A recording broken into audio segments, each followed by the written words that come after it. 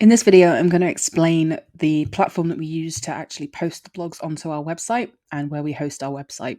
So we use WordPress and we use something called the Divi Builder.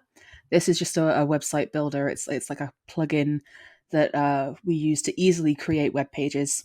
But for the sake of writing a blog, we keep it in the standard WordPress form because it's just easier to use. So first of all, the most important part is a title.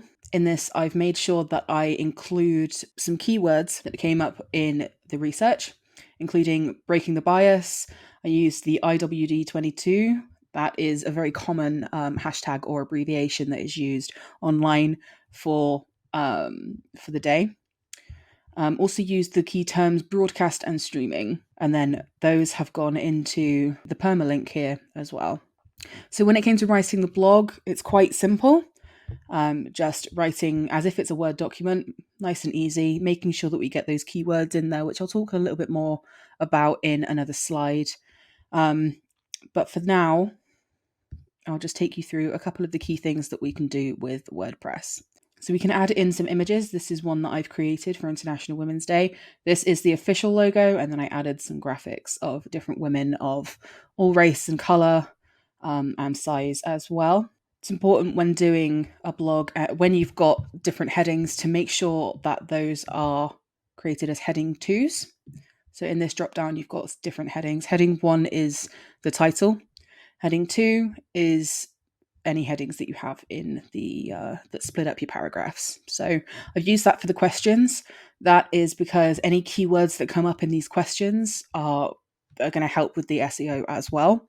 Part of SEO as well is the accessibility of your website and of your blog. So here I've got an image I've used to illustrate something that Peggy said in her interview, saying that she loves seeing women rightly believe they deserve a seat at the table and have a take no prisoner attitude. Now, when we go into edit, we've got the caption. In here, you can add some alt text. Part of the accessibility is that we can add in what the image shows so that people who are blind and have a screen reader can also know that there's an image there and what that image represents. For this, it is purely decorative, just because this is a stock image. Just because this is a stock image, I don't know these women. They are just there looking powerful to illustrate a point that Peggy has made, which can be heard in the actual blog anyway. So it's not really an important image. But as we go further down, there are more images, but down here, I made some banners in Canva, which is something that I've created a video on before. I made some banners just to illustrate who each of my interviewees were, with their names and pictures of them. So with them, I did put on some alt text to make sure that anybody with a screen reader would be able to understand that there is a picture of that person there. So down the side here, we've got some little options that we can change. In order to make sure that it goes onto our blog page on the RDK podcast webpage, we make sure that we tick blog and that all of the rest are unticked.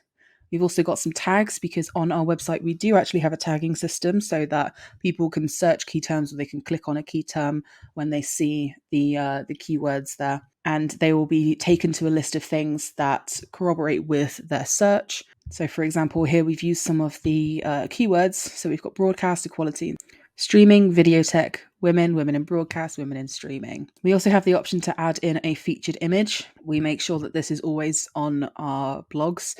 It always has the title on it and an image that matches the description. Here it's a woman in a TV gallery, so that works with the blog itself. So since I actually had this ready to go before March 8th, I made sure that I had it ready so that I could schedule it for March 8th, 2022 at 8 a.m. So it would go out first thing on International Women's Day to potentially beat some other competitors up to the top of the search engine, but also to get as much coverage as possible on March 8th as well. 8 o'clock seemed like a really good time since most people will be on their way to work, maybe see it on their LinkedIn feed and give it a read on their commute. Here it tells me about the readability and the SEO.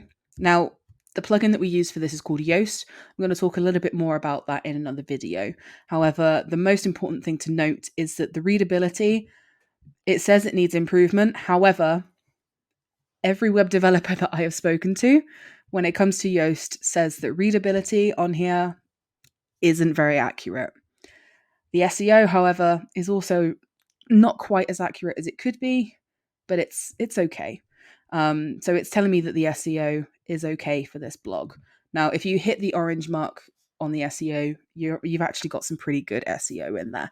If you hit green, which is very hard to do with Yoast, then it must be, an excellent blog when it comes to SEO. But for the purposes of this, we use Yoast just to kind of give us a bit of a guide and to allow us to do some key things with the blog as well that I'm going to talk about in another video.